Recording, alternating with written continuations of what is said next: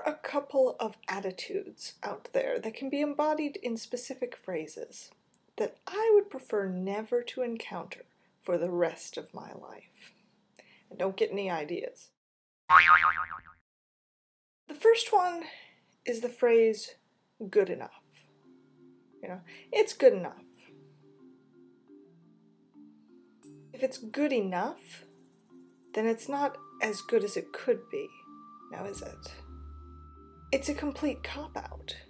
You're basically saying, well, I've tried a little bit, and I accomplished something resembling what I was looking to do, so I guess that we can leave it there.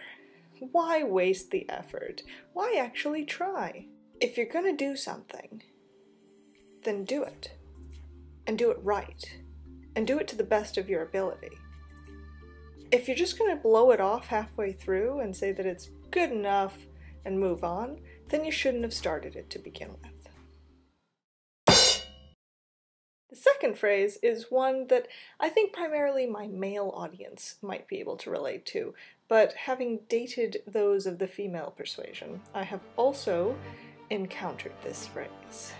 It's, if you don't know, I'm not gonna tell you. Well, if I don't know, and you're not going to tell me, then how am I ever going to know? It's counterintuitive. If I don't know why you're upset, and you won't tell me why you're upset, how am I supposed to fix it? Is it fixable now? It can't be fixable, because you're not giving me the tools to fix it. I am open, I am willing to fix things, but if you won't tell me what needs to be fixed, I can't do anything about it. Ooh, channeling the past. Deep breath. Alright, I'm sure some of you can relate to that. Of those women who are watching me, or even men, some of you are a bit bitchy, please, please don't use that phrase. It doesn't make sense, and it's counterproductive. Yeah. No. Bad.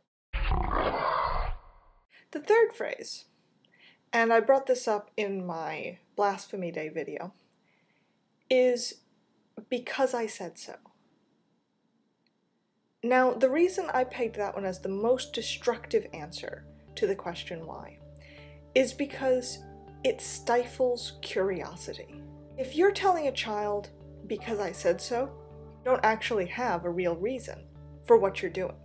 And if you don't have a reason for what you're doing, then why should your child do it? If you find yourself saying, because I said so, to any question, stop and really consider. If you haven't thought it through, why should you expect your child to just go along with the program? Now, I know some of you would say, it'll take too long to explain to them, I do have a good reason, but they have to trust me. They don't have to trust you. They don't. They have to learn how to trust themselves.